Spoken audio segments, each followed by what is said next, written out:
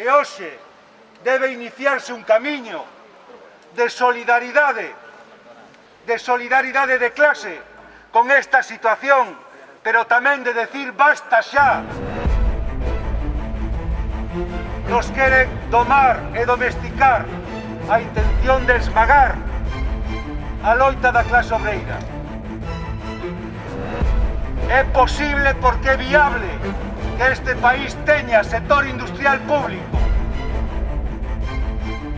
Viva a loita obreira, viva a unidade sindical.